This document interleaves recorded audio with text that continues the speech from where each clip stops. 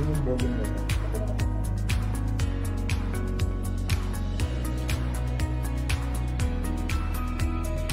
Ang dami, ito mo, talaga na.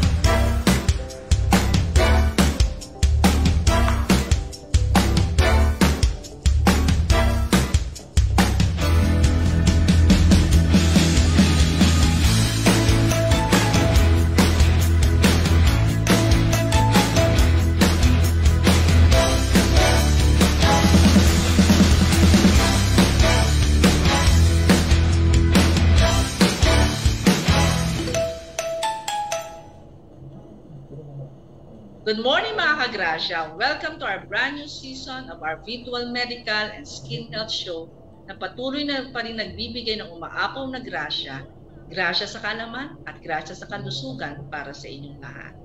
We are all thankful for your heartwarming support mga Ka-Grasya. So please continue to share our program to your friends by following and subscribing both on our Facebook page and YouTube channel na Doc Grace at your service. So just sit back, relax, and enjoy watching mga Ka-Grasya, because when we return, we will be starting our episode discussing Acne Vulgaris. So dito lang sa Doc Grace at your service Season 2.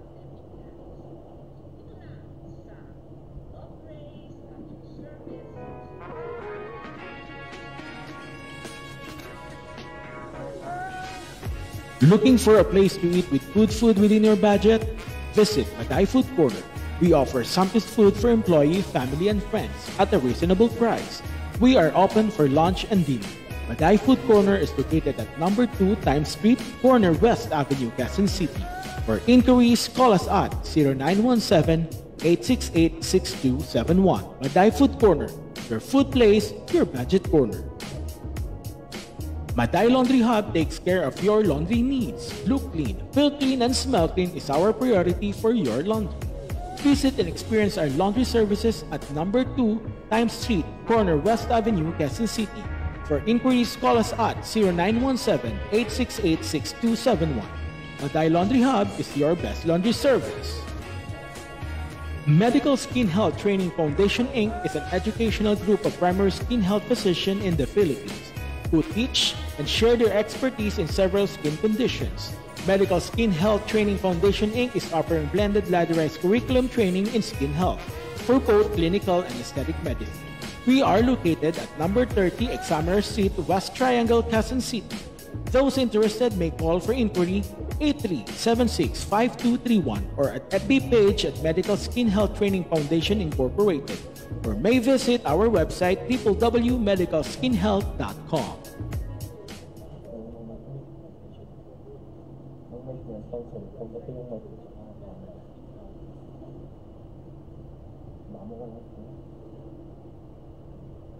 Good morning mga Ka-Grasya. Good morning, Doc Lon. Good morning, Doc Grace, at good morning po sa lahat ng ating mga Ka-Grasya na nanonood sa atin today. Yes, Doc Lon, we are welcoming everyone to our 6th episode of our 2nd season entitled Acne Vulgaris. Yes, Doc Grace, and we will be discussing acne in general. Nung premiere natin o yung first episode natin, few months back, di ba we have discussed maskne, Dr. Grace, or yung acne caused by wearing facial mask. You're absolutely right, Doc Lon. Ngayon, pag-uusapan naman natin ang acne in full spectrum or acne due to all causes. So, umpisahan ko na ang ating discussion, Doc Lon, ha?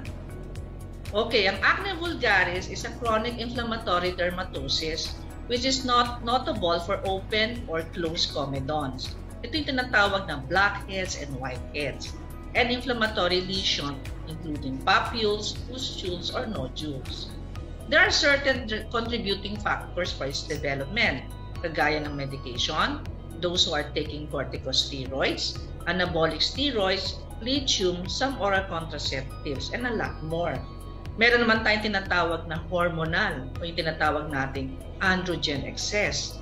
Ang mga signs of androgen excess ay precocious puberty, hirsutism, irregular menstruation, and androgenetic alopecia.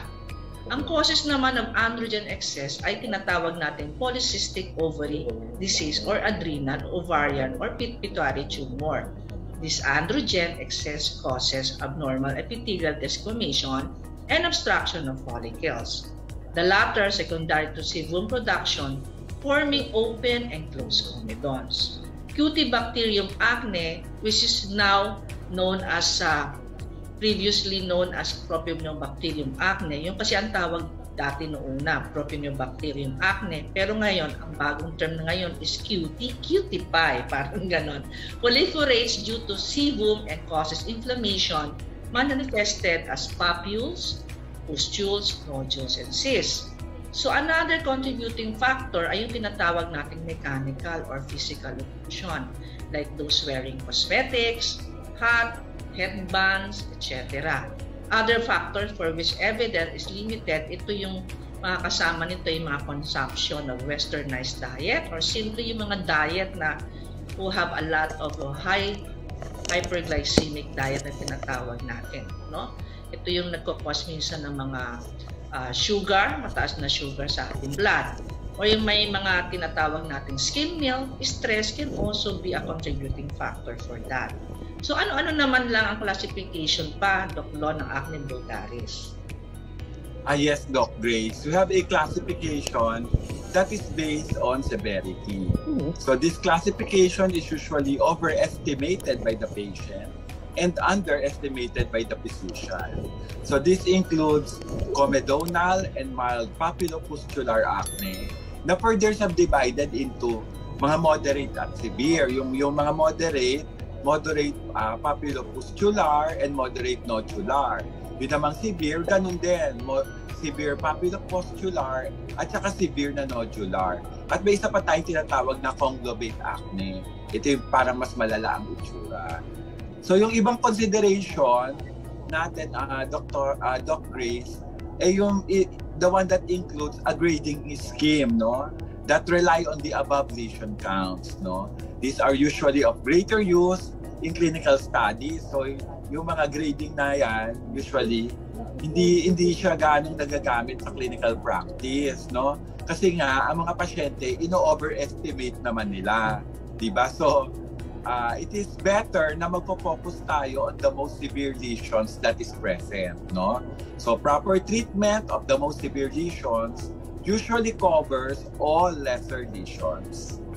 Diyan naman sa mga history ng Doc Grace, ng acne vulgaris, kung ba't sila nagkakaroon nitong mga pimples na ito, usually yan, may history na sila ng mga past treatments, no? And in most cases, there is really no need to look for underlying cause, which may be found in patients more than 20 years old and in resistant acne cases. So, Doc Grace, how do these different types of acne look like and differ from each other? Okay, Doc Lon. First of all, diagnosis is usually confirmed based on the morphology of the lesion and their site of distribution. Ibig sabihin, ano yung pinaka-itsura ng mismong lesion ng acne, saka saan sila distributed locally sa iba't ibang parte ng ating muka o katawan, no? Ito yung mga type of acne lesion, ito yung tinatawag natin comedonal, no? It's also a part of acne lesion, pero ang tinatawag sa kanila is non-inflammatory.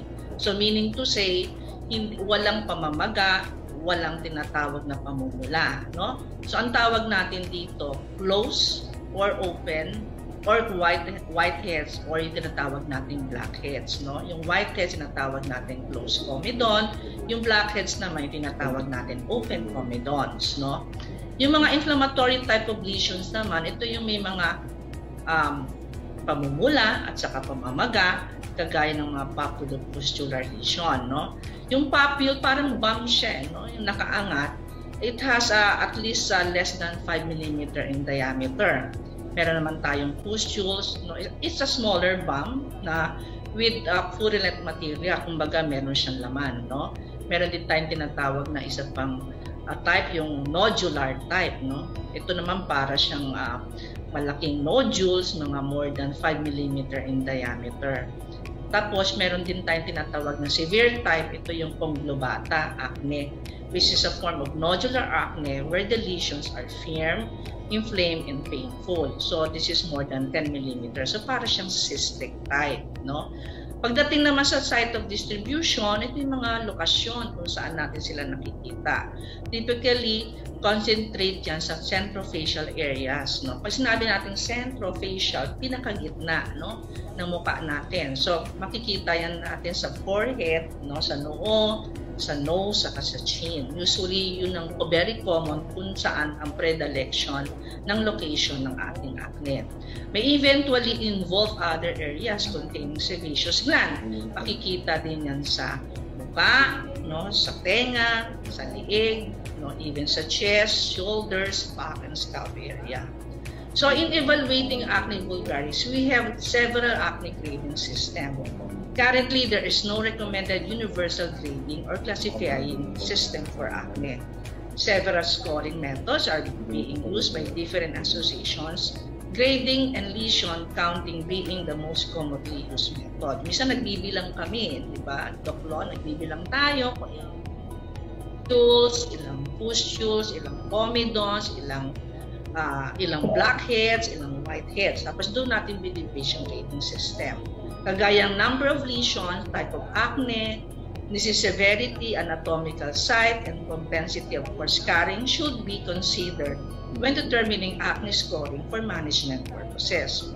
Some scoring methods are being used include the echelle, decotation, description of acne, yung tinatawag natin ECLA. Naku, ibang klase ito, Doc Lon. Parang naikwa. Yung tinatawag natin acne lesion scoring scale. Meron din tayong tinatawag na LEADS technique, post-acne hyperpigmentation index, comprehensive acne severity lesion or system, and acne quality of life, yung tinatawag QOL ang numbers. So, simulan muna ang treatment guidelines natin, Doc Ron, about acne. Yes, Doc Grace. Pero first of all, Doc Grace, we have to remember that the principles of treatment is based on the types of acne lesions and the severity of acne. So, ang primary form of treatment for mild acne ay yung tatawag nating topical therapy o yung pahit-pahit lang tayo dyan, no? However, kapag moderate to severe acne na, usually ang ginagawa na natin, combination natin yung topical na pahit saka systemic. Yung systemic is either yan iniinom, sa iba ini-inject, no? So may mga goals tayo ng therapy, meron tayong objective sa paggagamot. Una, no, gusto natin that there should be that the therapy should induce clearance of acne lesions. Kaya pupunta sa yung pasyente, di ba? Kasi gusto nila mawala yung mga lesions na nakikita nila, no? Second is to prevent physical and psychological complications. Kasi alam naman natin na ng mga taong may mga pimples, bumababa ang kanilang self-esteem, no, self-confidence, Di syempre, naapektuhan ang kanilang mental health. Diba, Doc Grace? Tapos, kailangan, once mamagamot mo yung acne, kailangan ma-maintain mo siya na hindi siya babalik. So there should be maintenance of remission and prevention of relapse. Tapos, Doc Grace, meron tayong mga phases, no, sa paggagamot, no? Phases of pharmacological therapy ang tawag natin dyan. Yung una tawag natin dyan, initial or induction phase.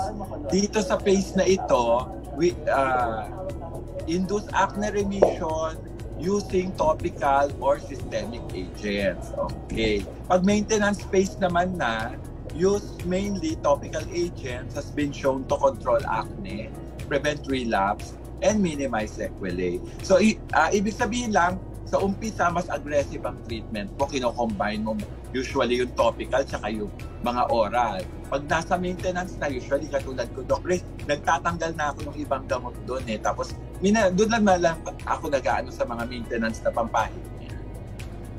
Okay, so that's right, Doc Lon. Kaya simulan ko na ang mga treatments ha. So, umpisa muna natin sa mga topical agents. Ito yung mga pinapahid natin, no? This is used for induction of remission and maintenance phases of treatment. Ito yung kaya natin i-discuss ni Doc Lon. So there are principal treatment for patients with mild acne and useful for patients with moderate acne. Ang isa dyan, yung paggamit ng retinoids. Marami yan, ano? Sabihin ko na yung mga ibang available na retinoids. No? Ito yung mga adapalene, tasarotene, retinoid. No? Usually ito yung mga binibigay namin sa mga pasyente. Kasi yung mga yan, meron siyang tinatawag na comedolytic and anti-inflammatory property. So usually itong tatlo nito is very effective as a first-line agent in the treatment of comedonal or non-inflammatory and inflammatory type of acne. This can also be used as monotherapy for uninflamed, kagaya ng inyong mga non-inflammatory like whiteheads and blackheads, and even for mild comedonal acne and its combination with antibiotic for inflammation. Treatment of choice for maintenance therapy for duration of 12 months. So mamahaba-haba din ito, Doc Lon, di ba? So more or less mga nasa mga 3 to 4 months din sila. Tapos meron naman tayong tinatawag din na adapalene, no? Isa rin to sa mga first-line agent that can also be used for mild acne. This is useful as a monotherapy in mild to moderate forms of acne by reducing both inflammatory and non-inflammatory lesion. So this is most tolerated topical retinoid kasi hindi masyadong namumula ang pasyente pag ito'y ginamit, no? But this is more effective and less irritating than retinoid kasi parang kabag-anak din siya ni retinoid eh, pero mas mas hindi siya nakaka-induce ng pamumula at hindi siya masyadong photosensitive for the treatment of inflammatory and non-inflammatory lesion. Tapos yung tasarotene naman, ito naman it has shown to reduce the number of non-inflammatory lesion counts in mild to moderate acne. This is associated with higher incidence of erythema, burning, pruritus, and peeling than tretinoin adapalene. Tapos, ito naman tretinoin, ito yung kaninang sinasabi pa natin, mention natin kanina, this is a very effective as monotherapy in treatment of non-inflammatory and mild to moderate inflammatory acne. Patients can also be warned that they may suffer pustular flare-up during first few weeks of therapy. Kaya nga minsan sasabihin ng pasyente, Doktora, nag-tretinoin ako, pero bakit parang dumami instead na kumonte? Kasi pinalalabas namin yan kasi meron siyang tinatawag na keratolytic effect. At the same time, pinapaangat niya yung mga laman ng acne mo, no, para lumabas siya. Kasi parang parang ito yung mga nag-clog na sebum na hindi nakakalabas, so pinalalabas natin sila. Okay? So, should not stop therapy pag ganyan. No? Kasi mga ibang pasyente, pag nakakita na sila nag-flare up, no, ini-stop na nila yung therapy. Pero it's a part of the treatment kasi pinalalabas nga namin. And because this flare indicates accelerated resolution of existing acne. Diba, Doc Lon? Yes, Doc Grace. So bukod Doc Grace sa retinoid, no, we can also use other topical agents, no, tulad ng acylic acid, no. Di ba itong acylic acid, ginagamit natin ito for mga pigmentary disorders, no, mga hyperpigmentation. Pero ito po ay merong mild comedolytic and anti-inflammatory property, no? So it has been shown to be as effective as benzoyl peroxide, so tretinoin, and topical erythromycin in patients with mild to moderate inflammatory acne. So ang azelaic acid ay second choice lang yan for maintenance therapy. So alternative po yan dun sa retinoids. Talagang ang first line yung mga retinoids nung binanggit ni Dr. Grace, no? So ang azelaic acid is a treatment option for pregnant women with acne or patients with acne and post-inflammatory hyperpigmentation. Alam naman natin na yung mga retinoids na diniscuss ni Doc Grace kanina, hindi pwede po yun sa mga buntis, no? Kasi they are known to be teratogenic o nagkakos ng malformation doon sa kanilang baby. So, ang local adverse effect ng azelaic acid are generally less than benzoyl peroxide or tretinoin. Usually yan, may mga irritation lang o pangangati na mararamdaman pag in-apply yung gamot. Ngayon, punta naman tayo sa benzoyl peroxide kasi ito talaga usually ang mainstay ng treatment sa acne therapy, no? Pwede siyang gamitin as a monotherapy, so for the treatment of comedonal or mild acne. And usually, binibigay din ito in combination with topical antibiotics or retinoids like adapalene, no, for mild to severe acne. Doc Grace? Yan, no? So aside from this medication, meron din tayong binibigay ng mga antibiotics, no? And these antibiotics are very useful for mild to moderate acne with inflammatory lesion in combination with other topical agents. Kasi kami mga doktor, no, sa mga skin health physician like us, hindi lang naman kami nagbibigay ng topical, yung pinapahid, no? So minsan nagbibigay din kami ng in combination yung mga oral antibiotic, no? Kasi there's no such thing as a monotherapy na effective, especially if you are treating moderate to severe acne, no? So meron din tayong tinatawag na recommend that topical antibiotics be used in combination with benzoyl peroxide or retinoid to decrease antibiotic resistance, no? So when possible, treatment duration is only up to 12 weeks, no? Tinatawag natin hanggang 3 to 4 months. So ang mga antibiotic na pwede nating ibigay, ito yung mga erythromycin and clindamycin, which are equally effective in treating moderate acne. Meron din tayong tinatawag na defloxacin cream. Defloxacin cream, no? Is an indication and usage as a treatment for mild or moderate inflammatory forms of acne vulgaris, no? Like those who have grade 1 and 2, yung meron siyang mga papulopustular acne. Okay? So, usually, ang nadifloxacin cream, no?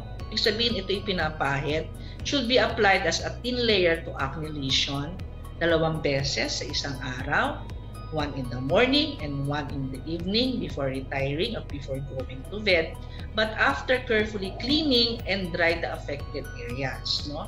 Pero it should be also warned that it should be used with the eyes and lips, no? Kasi may mga ibang malapit minsan ang mga acne sa eyes and lips na kailangan wag niyo masyadong magpo-focus maglagay doon, no?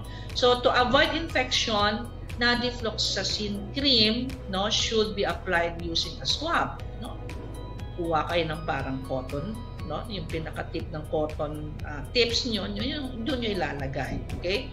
And it should not be used under occlusive condition. Huwag natin tatakpan kasi mga iba yung tinatakpan. Huwag yung lagyan ng band-aid, please, di ba? So the duration of treatment is in general is up to 8 weeks. So, may tinatawag natin 2 months, but can be extended up to maximum of 12 weeks o hanggang 3 months if this is considered as acceptable form for a medical point of view. Meron din tayong tinatawag na salicylic acid. This may be used in mild acne or adjunctive agent when patients are intolerant of standard therapy, commonly found in facial cleansers. So maraming mga cleansers ngayon na ang pinaka-component or ingredients is what we call a salicylic acid. This is one of the third choice for maintenance therapy in may mga acne. So what are the considerations when choosing topical agent? Like for example, depends on patient's skin type, no? Kung oil and skin ninyo, definitely gel or solution are usually prepared, especially in hot or humid countries like in the Philippines. Acne lotion containing salicylic acid and resorcinol is useful to make skin dry, while those who have dry skin naman, cream or ointment are usually prepared, no? Meron din tayo tinatawag na combination, no, ng mga topical agent.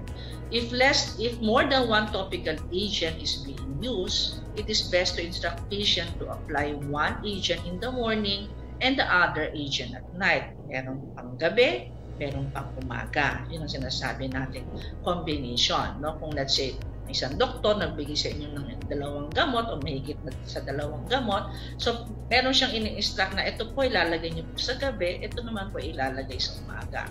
So combination topical therapy for treatment of acne is found to be more effective and preferable than topical antibiotic alone.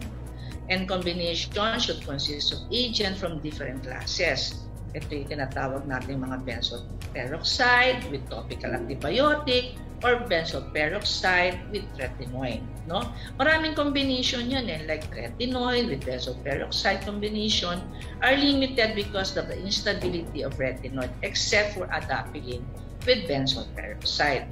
So recommended first line of therapy in patients with inflammatory acne, comedonal acne, or both our fixed combination product may be more convenient and may increase patient compliance. Kasi minsan depende rin no? Kung let's say compliance-wise, hindi maganda ang pasyente, no? Hindi masyadong naglalagay kasi minsan tinatamad or whatever, no?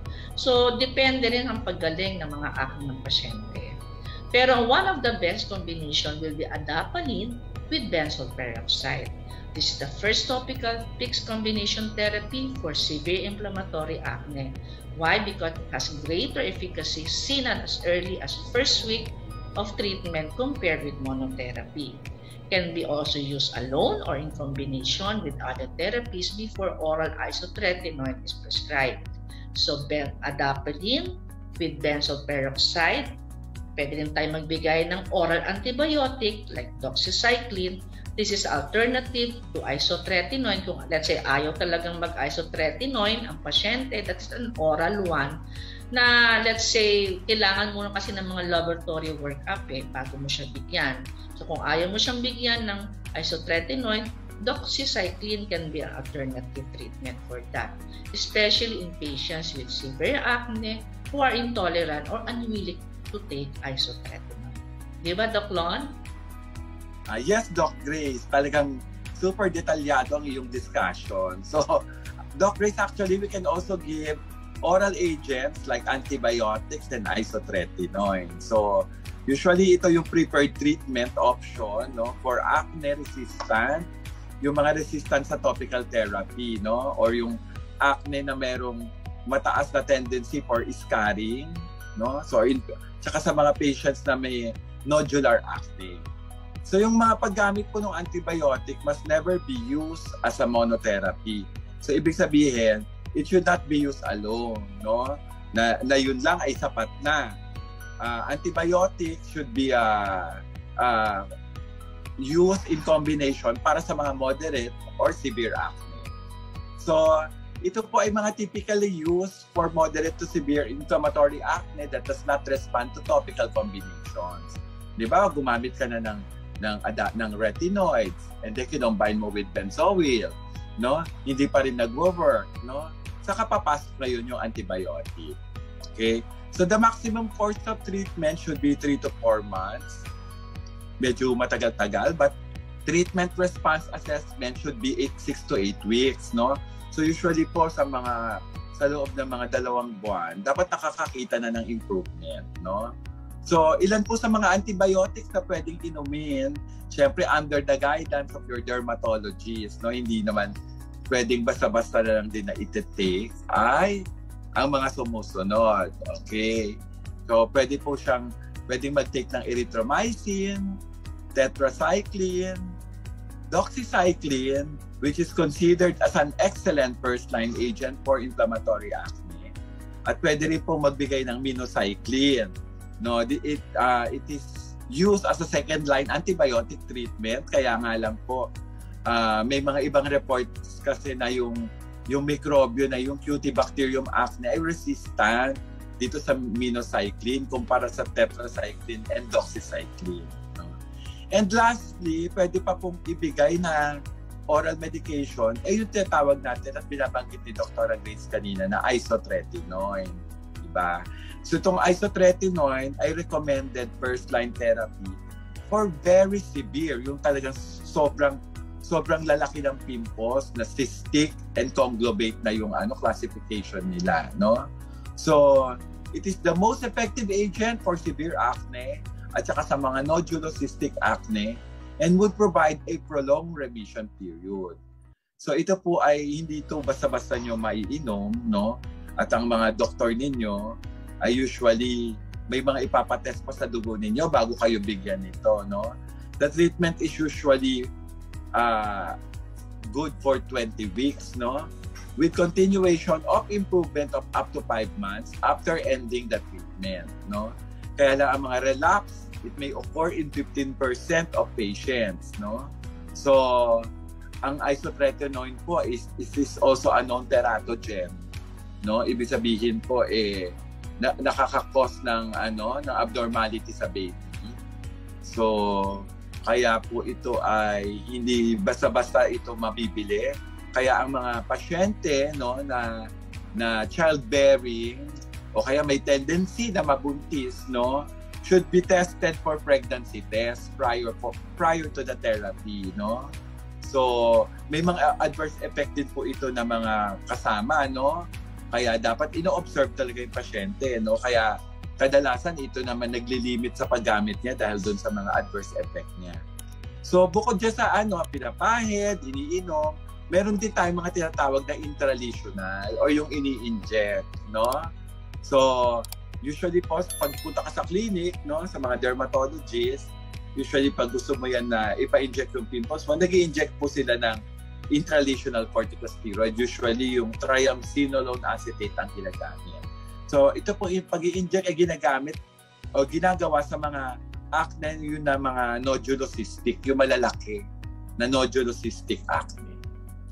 Okay, Doc Grace? Yan, ako, ang dami nating discussion, pero meron pa, Doc Lon. Opo, Doc Grace, hindi pa tapos. Hindi pa tapos. Actually, yung acne kasi talagang very challenging gamutin yan eh. So, hindi yan basta-basta rin yung, di ba? Kasi baka yung mga iba nag-expect na sila na pagkagising nila, magaling na sila. It will take time, no? Usually, ang talagang treatment ng acne, umaabot po tayo ng 4 hanggang 6 months. No? Depende sa severity.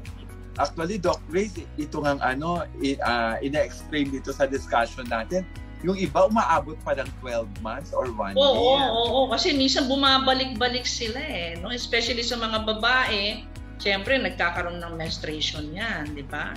Kumbaga, pag ganyan, during menstruation, increase ang estrogen. So, therefore, mas nagkakaroon sila ng excessive bone formation. Di ba, Doc Lon? So, ito na naman ngayon, may meron na naman tayo mga adjunctive therapy or other therapies for acne. No? For comedone removal, no, usually, this is very refractory comedone treatment. No? Inaalis-alis lang po natin yan pag kailangan alisin. No? Kasi ito yung mga kailangan mga barado na kailangan alisin. Parang tubo yan na nagkaroon ng barado. Alisin mo yung barado para at least, diba, tuloy-tuloy yung dadoy. Okay?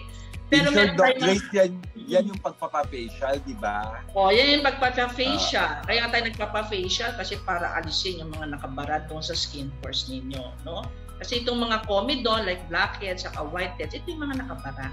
Pag hindi yan natanggal, it may lead into acne formation kasi it might stimulate yung tinatawag nating mga bacteria na pwedeng, let's say, magkaroon na inflammation or pamamaga at saka redness. Okay? Pero may mga iba pa yan, no? Aside from comedone extraction, facial, meron din tayong inilalagay na mga herbal or mga plant-based, no? Kagaya ng tea tree oil, no? Coming from Melaleuca alterifoliae. Diba? Ito naman alam ko this is more on sa mga plant-based. which reduces number of lesion in mild to moderate acne, no? So, through herbal and complementary therapies seem to be well tolerated by some, and some data on the safety and efficacy of these therapies are only limited. Kaya minsan hindi rin napapansin, no? So, another adjunctive hormonal therapy. Ito yung tinatawag natin mga oral contraceptives, di ba, Doc Lon? No, marami ito. Maraming mga oral contraceptives na meron tayo ngayon, in which your OB-GYN or your obstetrician can also prescribe this. No? Kasi pagdating sa mga ganito, usually co-management with your obstetrician. No? Kasi it has something to do with hormones na. So like oral contraceptives, like combined oral contraceptive like estrogen, androprogestin, this is an alternative for women with moderate to severe acne who do not respond to conventional acne therapies or with lesion limited to lower half of the face. No? Especially yung karamihan kasi ngayon, Doc Lon, yung may mga iba kasing mga 40s na, 50s na, di ba? Nagkakaroon pa rin sila ng pimples. And pag ganyan na kasi, pag mga around 40s o 50s ka na, ibig sabihin, hindi na yan bacteria ang nagkukos dyan. It might be hormonal. Kaya nagbibigay kami something about oral contraceptive pills. So, these responses may not be observed until after 3 to 6 months of treatment, and some patients may experience a flare of symptoms during early cycle. Kasi hindi lang naman 1 cycle namin binibigay yan. It can be 2 cycle or 3 cycle. No? Depende, no, sa severity. Meron din tayong tinatawag na isa pang type, yung ng oral contraceptive pills. Ito yung cyproterone acetate. No? This is very common actually na binibigay. This is an anti-androgenic given with either ethinyl estradiol for a contraceptive. No? Meron din natin tinatawag na non-pharmacological therapy. Ito yung mga skincare recommendations na pwede naman ninyong gamitin. No? Ito yung paghuhugas, no? Wash affected area 2 times daily with pH balance, mild soap or cleanser. Pat dry, then apply acne treatment. So frequent washing, especially with harsh soap, may aggravate the condition. So kung mamimili kayo ng mga facial wash, kailangan very mild lang. No? Kasi yung mga ibang matatapang, it can trigger more acne formation. Topical acne therapy needs to be applied as thin coat to all acne-prone areas, not just to individual lesion. Ito naman depende kasi may mga ibang gamot na sasabihin nila na mas maganda doon lang sa lesion. Doon yung nalalagay kung saan may pimple, doon kayo maglalagay. Meron naman na kailangan buong mukha ninyo maglalagay kayo. Pero ako usually, pag nagpe-prescribe ako sa pasyente ng mga ganito, ina-advise ko is to apply the whole face na. Meron man o wala doon sa area na yung kailangan lagyan, just to prevent, no? Yung to prevent the formation of acne. Kaya pinalalagay ko na rin. Then, proper selection of topical formulation may decrease side effect and increase compliance. Ito naman si compliance, no? Kasi nga sabi ko, ang paggaling din kasi ng pimple, depende sa compliance ng pasyente kung yung ba sinusunod niya o hindi. Depende, di ba? Pero syempre, sabi ko nga kanina, ang creams at lotion, usually this is given for those who have very dry skin. For gel type solution naman, as a solution, ito naman ay usually binibigay sa very oily skin. Yung cream-based kasi cleanser should also be avoided kasi may mga ibang cream-based na can clog the skin pores that may trigger the formation of acne. So if the skin becomes dry from topical treatment, patient may use oil-free, non-comedogenic, and fragrance-free moisturizers. Use also sunscreen if there is photosynthesizing antibiotic or retinoids are prescribed. Yung mga photosynthesizing antibiotics like tetracycline, no? Pag umiinom kayo ng oral antibiotic na yon, kailangan mag-sunscreen kayo kasi very risk siya dun sa photosensitivity. Meaning to say, pwede kayong mangitim, no? Yung mga pimples ninyo, pwede magkaroon ng post-inflammatory hyperpigmentation. So, peaking at lesion should be avoided. No? Huwag nyo palaging piniprick yung inyong mga pimples. Let your skin health physician or your dermatologist will be the one to do it. No? Kasi meron kami tinatawag na gadget, no? Sa pag-alis niyan, no? Yung tamang proper removal of those acne lesion, no? So, traumatizing lesion can lead to increased inflammation, prolonged resolution, and increased chance of scarring. Yun nga, no? Huwag kayong mag-prick basta-basta kasi it may lead to scarring, in which it can only worsen the condition. Do not cover acne with tight-fitting clothing or bandages. No? Kapareho na nga na ito, nagmamas tayo. Siyempre, mandatory kay karamihan ng mga tao ngayon, especially yung mga adolescent, even adult, no? Usually very common tong mask because of the tight-fitting clothing, no? At the same time, yung humidity sa temperature inside the mask that can also lead to acne formation. So, include those things with your skin cleanser, comedolitic moisturizer, sebum controlling agent, anti-inflammatory, antimicrobial agent, sunscreen, skin lightening agent, and camouflage products can also be used. No? Moderate use of non-greasy lubricants and water-based cosmetic is usually well tolerated, but a gradual decrease in use of cosmetics is encouraged as acne improves. Kaya usually pag may mga ganyan, hindi ko muna pinapamakeup yung mga pasyente. Kasi una-unang tatanungin nila, doktora, kailan ako pwede makapag-makeup? Actually, ang pag-makeup, tsaka na lang yan pag meron ng clearance yung acne ninyo. Sabihin, paggalingin mo muna natin inflammation, tsaka na kayo mag-makeup. Depende rin kasi kung anong type ng makeup ang ginagamit nyo. Baka rin naman yun ang magiging sanhi o cause na kayo nagkakaroon ng acne. Okay? Meron din kami tinatawag na photodynamic therapy. Photo means ilaw, no? Kasi yung ilaw, it can also create, no? Yung create na treatment for acne, no? Meron tayong tinatawag na photodynamic therapy, no? Siguro nakikita niyo lang ngayon sa mga social media na parang may mga ilaw-ilaw na inilalagay doon sa mukha ng mga pasyente. Actually, this is very effective. Using of light to activate photosensitive products, no? May also be used as adjunct to medical therapy until its effectiveness has been better validated. So, meron din mga side effect minsan, no? It can cause structural damage to bacterial cell membranes, no? So, therefore, it can help for the treatment of acne. So, the treatment can be administered 8 to 15 minutes, is generally well tolerated. Ito yung makikita nyo mga kulay-kulay blue na ilaw na nilalagay minsan, expose kayo doon. So, this is very good, no, for acne treatment. So, usually, mga 8 to 15 minute exposure, okay na siya. That may also flatten and also reduce the formation of acne. So the average of treatment of this photodynamic therapy is about 3 treatments, can yield significant long-term improvement of your acne. At the same time, sun avoidance and protection is necessary for up to 48 hours following therapy. So wag muna kayong, let's say, nagpa-photodynamic therapy kayo, no? Tapos usually, ina-avoid muna namin, sinasabihan namin ng pasyente na wag muna kayong magpa-expose sa sun, no? At least kung 48 hours, no, after the treatment from photodynamic therapy. Yung tinatawag natin PDT. So, Doc Lon, meron ka pa bang ibang additional for this? Yes, Doc Grace. No?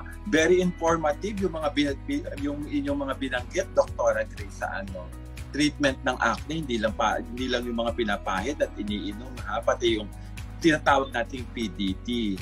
Pero alam mo, Doc Grace, higit sa lahat, pag sa mga sakit sa balat, including yung acne, palagi importante ang patient education, na ina-educate natin yung mga sarili natin, pati ating mga pasyente. So there should be a good communication between the doctor and the patient. No? Importante po yan. So usually, yung non-compliance dito sa communication is the most common cause of treatment failure. No, kaya hindi gumagaling, hindi sila nagkakaintindihan ng kanyang doktor, di ba? So mga adolescents may be sensitive to actual or supposed lack of acceptance on the part of their physicians, no? Kasi pa mga affected ang kanilang mental health kasi ang kanilang self-esteem ay bumababa. So by giving the patient clear guidelines and realistic expectations, itong mga non-compliance na to, it can be avoided, no? And also the patient should be made aware that treatment will control acne, not cure it, no? So, ang hirap kasi i-promise na talagang kasi iba-iba yung condition natin, property ng balat natin, bawat tao, di ba? Sabi nga ni Doc Grace, merong dry, merong oily, no? So hindi pwede yung applicable sa isang pasyente, applicable sa'yo. Kasi madalas tayo yan nanggagaya pag nakita natin sa TV, sa social media. Ay, ganun pala ang gamot sa acne, gagayahin na rin, di ba? So many acne sufferers expect to be disappointed with the results of treatment. Long-term therapy is required to control the lesions, and acne tends to be less active as age increases. So let patient know that acne medication will take up to 8 to 12 weeks to work, no? Kadalasan po yung mga 2 to 3 months yan, wait sila yan para dyan sa improvement. Improvement pa lang yun, ha? Hindi pa talaga treatment yun, no?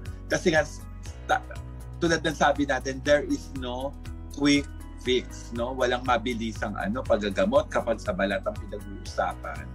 Diba, Doc Grace? Yes, Doc Lon, no? Isa pang katanungan dyan, pag nagtitreat tayo ng acne, ang laging katanungan ng mga pasyente, meron mo bang diet na bawal sa amin, Doc Grace? Diba?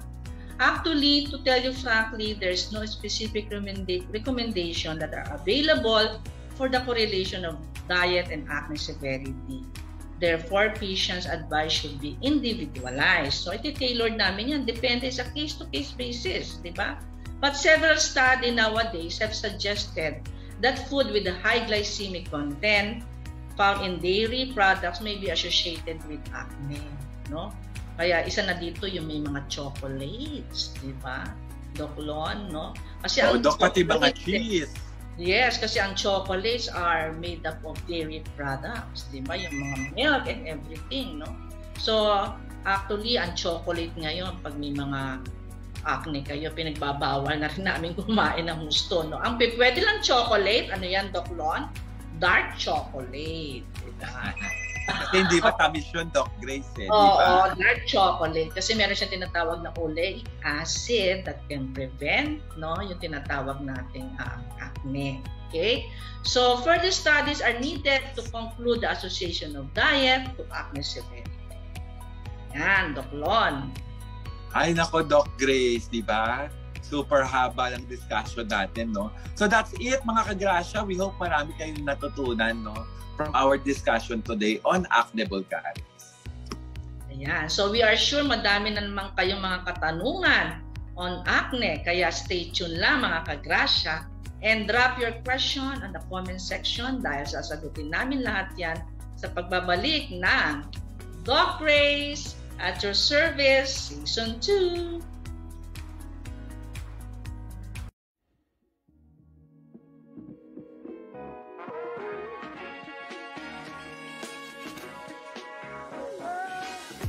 Looking for a place to eat with good food within your budget? Visit Maday Food Corner. We offer Sampist food for employee, family, and friends at a reasonable price. We are open for lunch and dinner. Maday Food Corner is located at number 2 Times Street, corner West Avenue, Quezon City.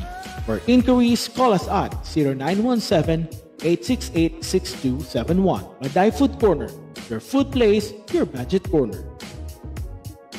Maday Laundry Hub takes care of your laundry needs. Look clean, feel clean, and smell clean is our priority for your laundry. Visit and experience our laundry services at number 2 Times Street, corner West Avenue, Quezon City. For inquiries, call us at 0917-868-6271. Maday Laundry Hub is your best laundry service. Medical Skin Health Training Foundation Inc. is an educational group of primary skin health physicians in the Philippines who teach and share their expertise in several skin conditions. Medical Skin Health Training Foundation Inc. is offering blended ladderized curriculum training in skin health for both clinical and aesthetic medicine. We are located at number 30 Examiner Street, West Triangle, Quezon City. Those interested may call for inquiry 8376-5231 or at FB page at Medical Skin Health Training Foundation Incorporated, or may visit our website www.medicalskinhealth.com.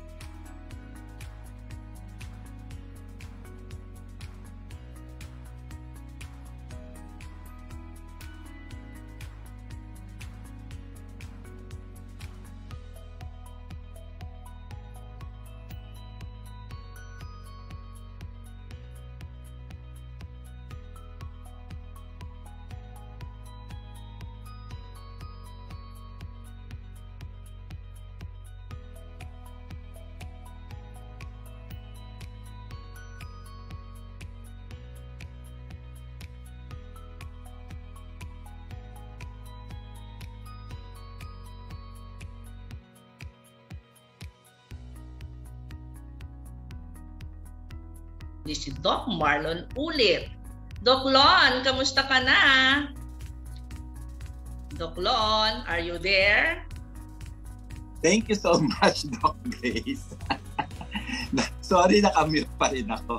Kumusta po sa lahat ng Ka-Grasya natin, no? Nanonood sa atin ngayon this morning. So, tulad po last week, no?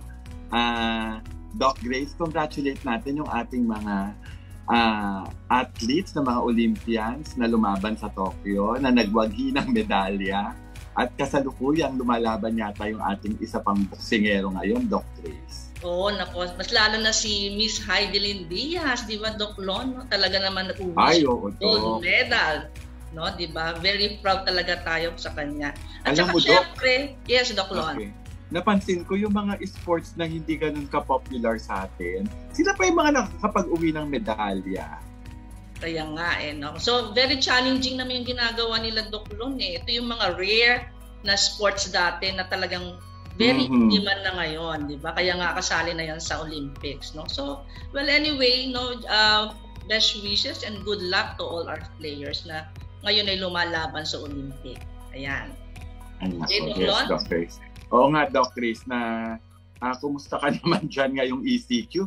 Alam, Doc Grace, second day natin ang ECQ, ha? Oo, nako, Doc Lon. Eto, syempre, nandito lang sa bahay. At di naman tayo pwede mag-open ng clinic natin, no? Ang mga pwede lang kasi mag-open ng clinic, yung mga non-aesthetic clinic, no? Well, anyway, open naman tayo sa mga ating mga telemedicine, sa ating mga FB Messenger, kung let's say meron man silang mga katanungan, no? Open naman tayo or any consultation. Yes, and hopefully, Doc Grace, hindi na to magtagal. Mga 2 weeks lang sana ito, no? Sana pagdating ng mga susunod na araw, ang trend nung ating nung mga kaso natin pababa, hindi pataas, di ba? Oo, Doc Lon, no? Yun naman ay talagang very sad, no, actually. So, pag matigas ang ulo ninyo, yung mga lalo pang hindi pa nagpapabakuna, magpabakuna na po kayo. No? Kung wala naman po kayong lakad na esensyal at meron po kayong schedule for vaccination today, pumunta na po kayo sa mga vaccination site. No? At saka syempre, we still need to follow yung ating health protocol. Para din naman po sa atin lahat po yan. Syempre, like us doctors, syempre ang amin pa rin, ang ano pa rin namin is health is wealth, di ba?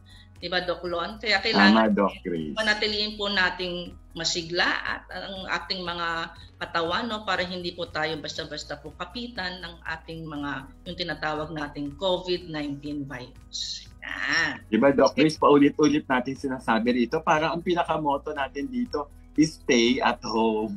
Yes, stay at home. Yun na nga yun di ba, Doc Lon? Saka tumataas na, nagsisearch na yung ating mga cases ngayon. No? So, wag basta-basta kayong lalabas ng bahay, kundi naman po essential ang paglabas po ninyo. Okay, so para naman sa ating mga nakatutok, no, sa ating mga discussion kanina, we already showed yung tinatawag nating mga wow Ka-Grasya mystery words, no? And also, we already start sending your answer sa ating inbox, no, para ma-verify ng ating mga staff. At yung ating 3 lucky winners ay i-announce natin later before the end of the program. Yes, Doc Lon? Yes, that's right, Doc Grace. Kaya ngayon, pumunta muna tayo dun sa ating exciting at pinaka-ihintay na portion ng ating mga Ka-Grasya. Walang iba kundi ang ating shout-out portion, di ba, Doc Grace? Yes. Kaya simulan mo na, Doc Grace. Ito yung laging inaabangan ng karamihan ng mga Ka-Grasya natin, Doc Lon. Siyempre, ang uunahin ko po lagi kong inuuna pagdating sa shout-out portion natin, ito yung ating mga Pops P family, no? Hopefully, gising na kayo. Gising na kaya sila, Doc Lon? Ay, oo, Doc. Lunchtime na nga. Talaga. So, good morning to everyone, especially to our Pops P family, my medical skin health training family, and also my Lopez's family, yung aking mga relatives, no? Especially yung mga nasa ibang bansa. Yes, Doc Lon. Yes, Doc Grace. Gusto ko rin i-greet ang aking family. Plus, ang ating mga Pops Pinyan at saka Medical Skin Health Training Foundation students natin, no? So, Doc Grace, start na ako mag-bumati ng ating mga pa-shoutout. Alam niyo pa kung sino nangunguna dito? Si Maricel Benson of Idoderm. Yes, hi Maricel. How are you? Thank you very much, Maricel, for supporting our program. And maraming salamat. Maraming Also, salamat. Yes, and also, Doc, hi to Jam de los Reyes, Dr. Philip Carlo Corrado, at si Doc Butch Ong. Ayan, yung ating mga suki, di ba? And also, isa pa sa mga suki natin, Doc Lon, ito si Hazel Simpao David, di ba? Yes. Okay, and also Dr. Maika Galvez Vergara. Hi, good Hi, morning. Doc Maika. Okay. Sino pa ba, Doc Lon? Si ma'am, si Rica David and si Clobel Pasis. Yeah, hello. Maraming pong salamat, no? And also Kimpi Malubay, Ines, no? Yan, shout out naman daw, Doc Lon. Hello, hello, good morning, Kimpi. And also Dan Amoncio Marcelino. Good morning, Dr. Grace. Good morning, no, Dan. Okay. Yes. Sino pa, Doc Lon? Patayan, si ma'am, Bunny Sikat. Si Bunny Sikat, isa din sa ating mga, isa sa ating mga suki, no? At saka sharer at the same time, no? Okay. Yes. Ayan, si Che Kasem at si Renzo Montebor. Hello, Renzo. Hello. Good morning to everyone. Stay safe. Ganon din po si Dr. Maylin Perez at si Ma'am Edith David from Bangkok. Hi, Maylin! Dr. Maylin and Miss Edith David, sawadee ka, di ba? Umaabot na tayo ngayon sa Thailand, Doc Lon. Yes, Doc Grace. Oo, maski sa Japan, umaabot tayo. At saka, siyempre sa US din, di ba? Umaabot din tayo. Yan. We have another greeter from Bangkok. Si Ma'am Marnie Rose Katiempo. Sawadee ka ang kanyang message. Good morning po. Kamusta naman po kayo sa Bangkok? Palagi ko parang nagsisearch din sila doon, Doc. Diba? Ay, oo, Doc. Alam ko nauna sila eh. No? Talaga? Okay. Mm-mm. Okay. And also, Dr. Cathy Simon. Good morning, hello, Dr. Cathy. Yan. How are you? Doc Lon. Yan. Okay. Ayan, si Dr. Alma Makaspak.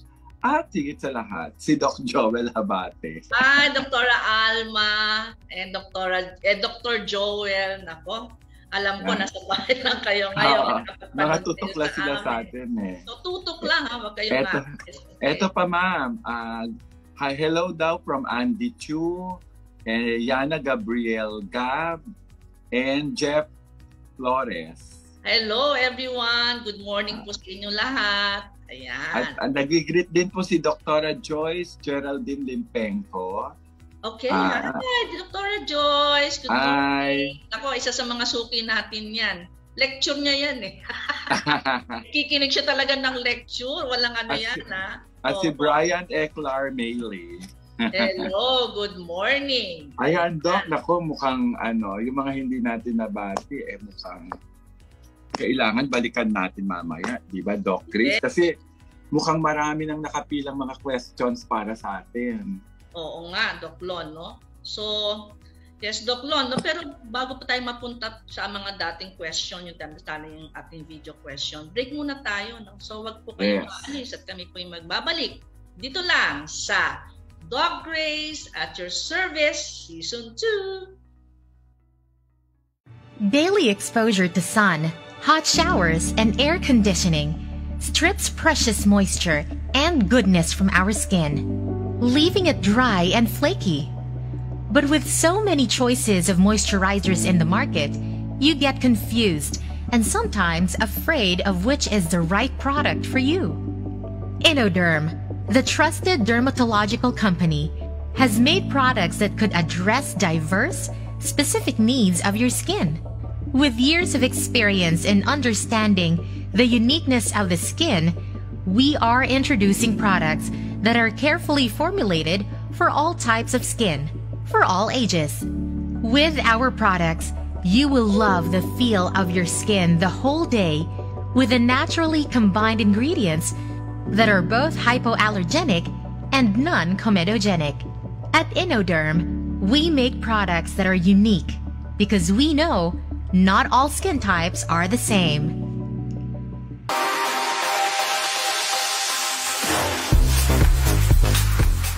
Aerosol, a soap that contains the intensive effect of biosulfur, which helps fight acne and brings out clear and oily-free skin. It has an intensive anti-acne formula that contains biosulfur, which is absorbed faster than ordinary sulfur soaps. Aside from being skin-friendly, biosulfur is known for its better absorption, plus effective, faster, and safer approach in minimizing live spots, and helps reduce the appearance of skin blemishes. It is also odor-free compared to ordinary sulfur soaps.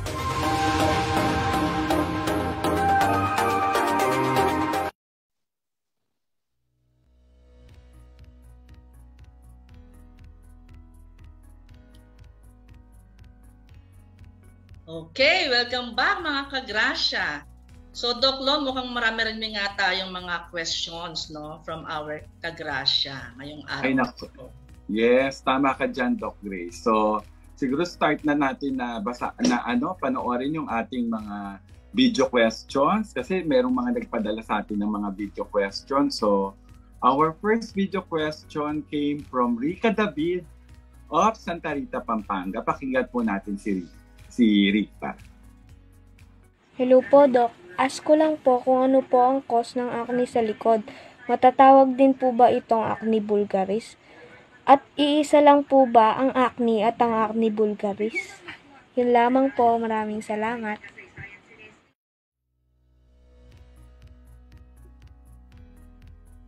So, ayan po. Maraming salamat, Rica David, sa iyong katanungan. So, ulitin ko lang po yung question ni Ma'am Rica David, ha? So, hello po, Doc. Gusto ko lang pong malaman ano po ang cause ng acne sa likod, no? O siguro tinutukoy niya rito yung tinatawag nating back acne. So matatawag din po ba itong acne vulgaris, no? At iisa lang po ba ang acne at acne vulgaris, no? Yun lamang po. Well, daming tanong ni Rika, no? So Rika, sa mga katanungan mo, no, unang-una, iisa lang ang acne at acne vulgaris, no? Yan yung buong pangalan niya, acne vulgaris. So yan yung kanyang medical term. Sa layman, tawag natin dyan pimples, diba? Pero ang acne kasi, it encompasses from the comedones, yung mga whiteheads, blackheads, yung mga matitigas na acne na tinatawag nating nodular acne, at saka yung merong mga nana, no? O yung may mga malalambot na fluctuant na ang tawag natin naman doon ay nodulocystic or cystic acne. Lahat yan, acne vulgaris, no? Yun dun sa likod natin, nagkakaroon din tayo ng acne sa likod, no? Any place in the body or any area in the body that has sebaceous glands, no? So nagkataon lang marami sa mukha, pero marami sa ibang individual, marami ring sebaceous glands sa likuran, sa dibdib, sa batok, sa noo, at saka dito sa kanilang leeg. So lahat yan acne vulgaris. At saka kung paano mo ginagamot yung sa mukha, ay ganun din ang paraan ng paggagamot sa likuran, sa likod, sa dibdib, at sa leeg. Diba? So, salamat. Mukhang, I hope nasagot ko yung tanong mo. Naku, maraming salamat, ha, Miss Rica David from Santa Rita, Pampanga. Okay? So, meron naman tayong video question number 2, Doc Lon, no? Coming from Hazel Simpao David. Again, from Santa Rita, Pampanga, no? Magkapatid kaya sila, Doc Lon? Palagi ka magkamag-anak sila. Oh, siguro nga. So, let's hear with Miss Hazel Simpao. Hello po, Doc. Good morning po. Tanong ko lang po, ngayon po na palagi tayong nakamas, ano po ang ma-advise nyo para maiwasan ng acne breakout o masne? Yun lamang po. Maraming salamat. Okay, thank you, Miss Hazel, no? Ulitin ko lang po yung katanungan po ni Hazel, no? Hello po, Doc. Good morning po, no? Tanong ko lang po na ngayon pong palagi tayong nakamas, ano po ang ma-advise ninyo para maiwasan ng acne breakout or masne? Yun lamang po. Okay, nako. Actually, Hazel, no, so mga first episode namin ng Doc Grace at Your Service Season 1, no, ang unang-unang topic namin is about masne, di ba? Sa ngayon kasi, because of the pandemic, definitely hindi pa natin pwedeng alisin na hindi tayo pwedeng magsuot ng mask, no? Although it was already mentioned kanina sa discussion namin, of course, syempre kung ano yung mga gamot na inilalagay sa pimples, yun din naman yung inilalagay natin dun sa tinatawag nating masne. Kasi ang masne nga, that is the one that cause, no, acne because of wearing the mask, especially kung let's say ang exposure mo sa mask sa pagsusuot is more than 4 to 6 hours, no? Anyway, ECQ naman ngayon, so definitely nasa bahay lang kayo. Siguro naman may iwasan muna o mape-prevent muna na magkaroon ng masne, no? Pero kung meron ka man magkaroon ka man ng masne after ECQ, mas maganda siguro magpatingin ka sa isang skin health physician like us para mabigyan ka ng tamang gamot at let's say ma-instructionan ka kung anong dapat mong gawin. Okay? So, I hope nasagot namin yan, Miss Hazel and also Rika, yung inyong mga video question. Diba, Doc Lon? Yes, maraming salamat. Maraming salamat sa inyo, David family. Oh.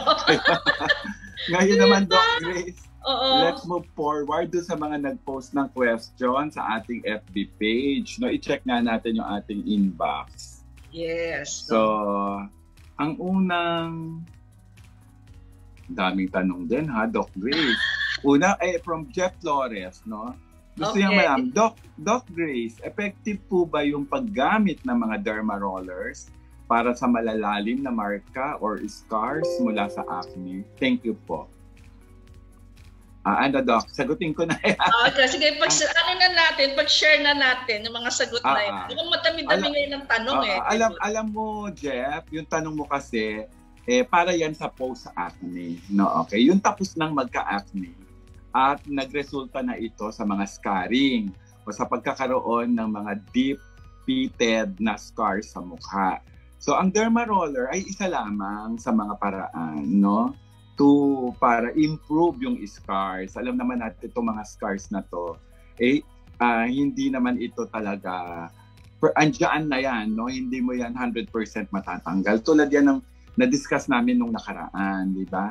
Itong mga scars na ito, itong derma roller ay ang tawag dyan na isang form yan ng dermabrasion, kung saan maraming needles ang tumutusok na tumutusok doon sa mukha ng pasyente, no, under topical anesthesia. Yan ay para to help resurface or for resurfacing ng collagen para kuminis siya muli, no? Para yan sa neocollagenesis. Dahil sa injury na idinudulot noong mga pagtusok ng mga needles. Diba? So, I hope nasagot ko ang question mo, Jeff.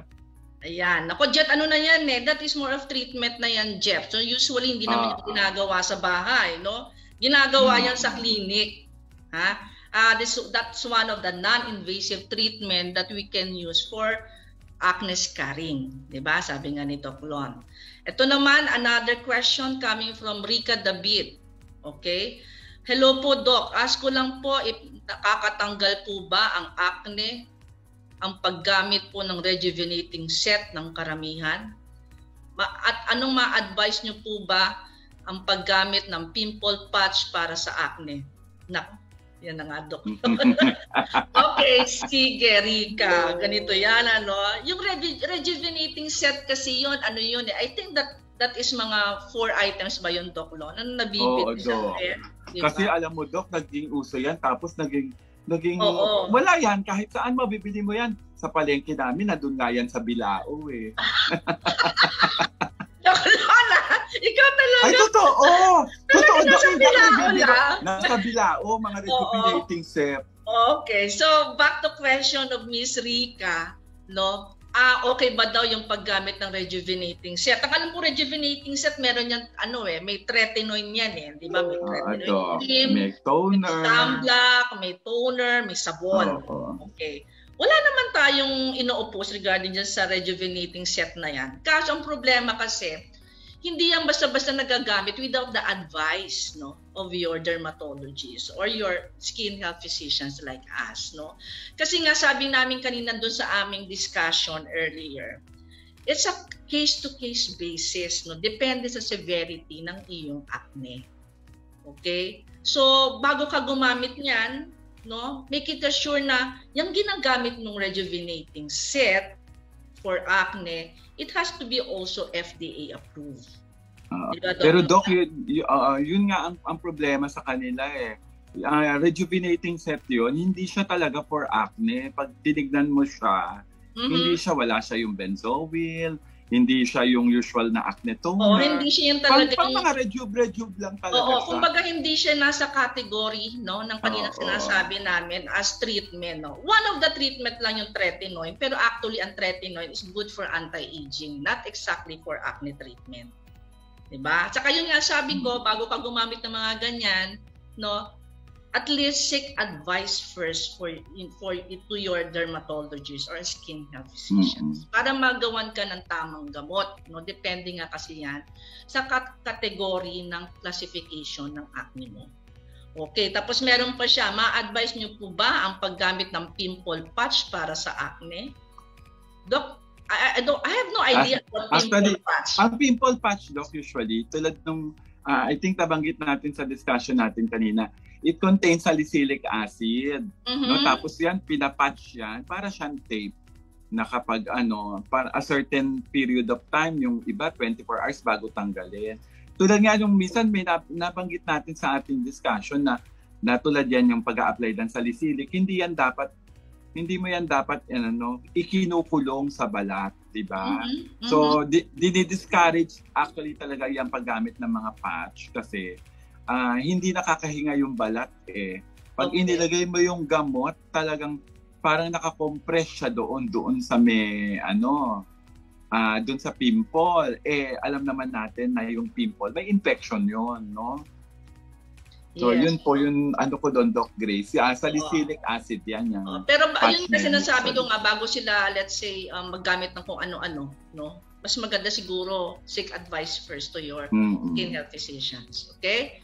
So, thank you, no? Ito naman yung isa nating katanungan. Si Andy Chu. Si Andy Chu, ano ba yung katanungan ni Andy? Ano daw ba ang magandang gawin? Kasi, Doc, palagi daw siyang nagkaka-pimple kapag gumagamit siya ng mga face mask.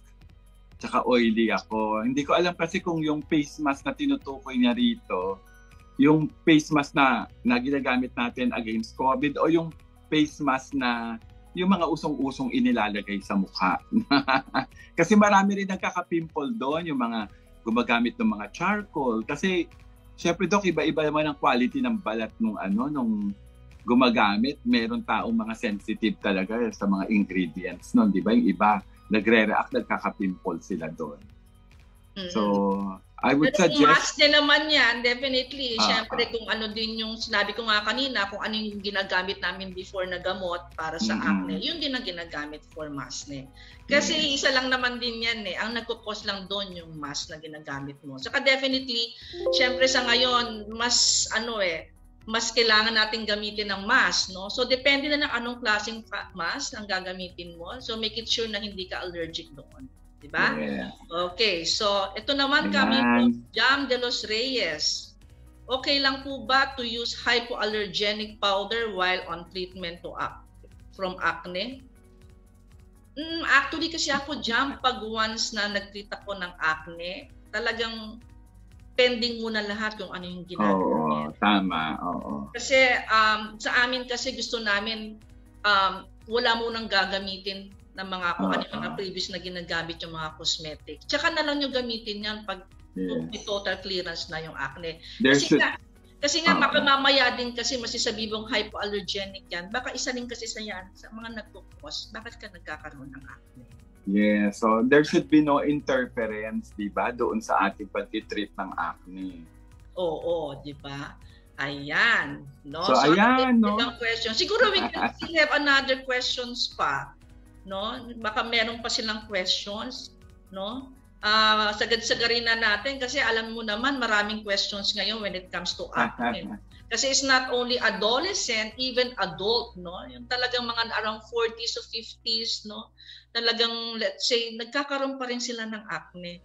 And this is the best time na magkonsulta sila, no? Kasi sa ngayon, wala tayong clinic, no? So, most of the time talagang online lang ang pwede nilang katanungan para sa atin. Tama, Doc Grace. Okay. So kung wala na, ito meron pa si Renzo Monteboy. Yes. Different po ba ang treatment sa male and female for acne? Yan, Doc Lon. Yan. Ay, actually, pwedeng pareho, pwedeng hindi. Okay, no? Actually, yung pagdating naman yan sa kung anong gagamitin mo na pang-wash, anong gagamitin mo na toner, at anong gagamitin mo na antibiotics o kaya retinoids, ay pare-pareho lang, mapababae o lalaki. Nagkakaiba lang sila kapag merong problemang hormonal, lalo na sa mga babae, lalo na sa mga mapimples na babae na merong polycystic ovarian syndrome, no? Na ito ay merong problema sa pagsikret ng kanyang estrogen. So ito, kahit anong paggagamot mo ng acne niya, anong pahid mo, anong bigay mo ng mga gamot, pabalik-balik ang acne niya kasi hindi mo nakokontrol yung kanyang hormones. So kadalasan ito ay aming pina-ultrasound at tapos aming inire-refer ito sa OB/GYN o sa gynecologist para mabigyan ng tamang gamot tulad ng mga pills, no, para rito, para makontrol yung acne. Parang hand in hand, nagtutulungan ng dermatologist at ang gynecologist sa pagtitreat ng acne ng isang pasyenteng may hormonal problems. Okay? Yan. Saka, Doc, di ba, Doc Lon, usually ang prevalence naman talaga ng acne or pimples, karamihan nasa babae, di ba? Yes, mas Doc. Marami ang sa female kaysa sa Oo, tsaka alam mo ba sa mga babae, para talaga silang mas mahirap gamutin. Well, anyway, so, Doc Lon, no? So, we hope nasagot namin ang mga inyong katanungan regarding acne vulgaris. Yes, di ba? So, wala na tayong enough time, Doc, to answer all their questions. But we will try natin masagot yan through our Facebook Messenger. Di ba, Doc Grace? Yes. Nga, before we proceed nga pala, Doc Lon, no? Kasi I would like to announce lang na siguro very soon magkakaroon kami ng free skin consultation. Okay? So, para naman po yan sa inyong mga kagrasya, kasi alam naman po namin yung hirap ngayon na hindi kayo makapunta sa clinic. So, we decided to have a free skin consultation to all of you. No? Pero ito po magiging pa yan, meaning hindi pa kaagad-agad, no? Pero i-detalye po namin yan sa mga succeeding episodes. Okay. So, sa aming pagbabalik, we will be announcing our winners of Ka-Grasya of the Week and also our 3 winners of Wow Ka-Grasya. Kaya stay tuned lang mga Ka-Grasya. Kami po'y magbabalik dito lang sa Doc Grace at Your Service Season 2. Daily exposure to sun, hot showers, and air conditioning strips precious moisture and goodness from our skin, leaving it dry and flaky. But with so many choices of moisturizers in the market, you get confused and sometimes afraid of which is the right product for you. Innoderm, the trusted dermatological company, has made products that could address diverse, specific needs of your skin. With years of experience in understanding the uniqueness of the skin, we are introducing products that are carefully formulated for all types of skin, for all ages. With our products, you will love the feel of your skin the whole day with the naturally combined ingredients that are both hypoallergenic and non-comedogenic. At Innoderm, we make products that are unique because we know not all skin types are the same.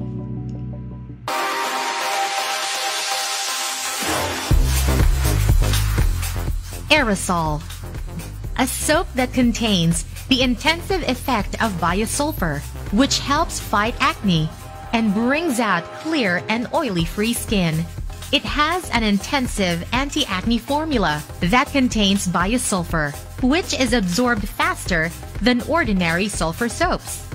Aside from being skin-friendly, biosulfur is known for its better absorption, plus effective, faster, and safer approach in minimizing live spots, and helps reduce the appearance of skin blemishes.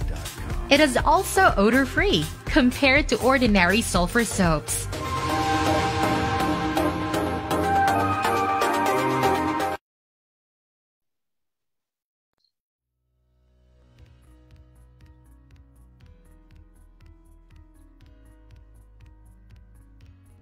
Okay, we are back mga ka-Grasya. Naku, Doc Lo, meron pa ba tayong mga pahabol dyan at pabati if ever? Meron pa kaya?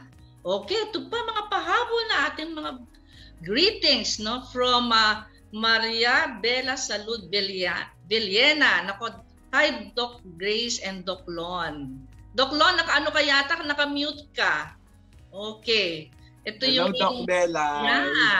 Hello, good morning po sa inyong lahat, no? And also from Nicolo Mauricio. Hi, Doc Grace and Doc Marlon. Hello, Nico. Alam mo, Doc, si Nico yan ang ating head nurse ng OPD nung tayo ay Pepe del Mundo. Ayun nga, nako, yun na lang, Nicolo, bakit paano nakakapag-usap tayo, kahit paano nakakapag-usap tayo dito sa ating programa. Kaya, nako, yes. Nicolo alam ko, nag-duty ka pa rin.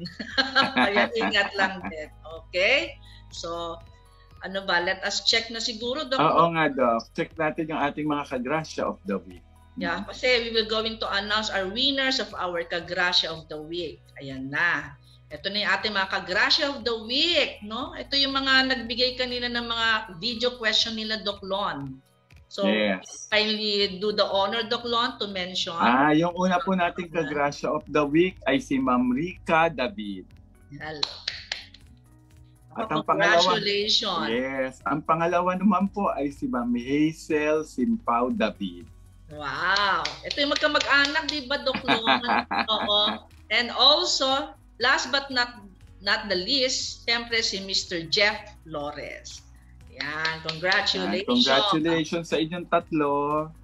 Diba? So, i-remind ko lang po that our staff will be coordinating for the details on how you will get your prize. Diba? So, right now, doctors, punta naman tayo sa winners ng ating Wow Ka-Grasya na magwawagi ng special prize.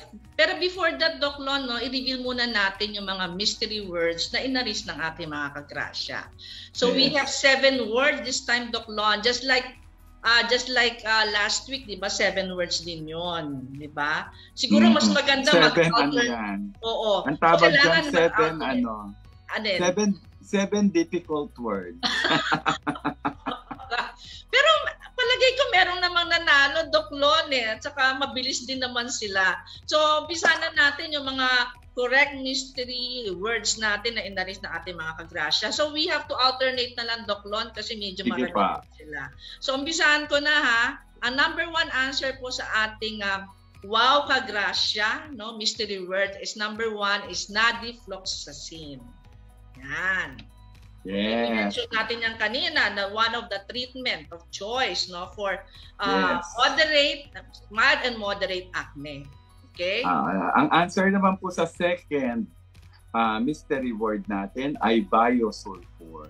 Ayan. Biosulfur. Biosulfur. So if you notice, meron po kaming bagong commercial ngayon, di ba?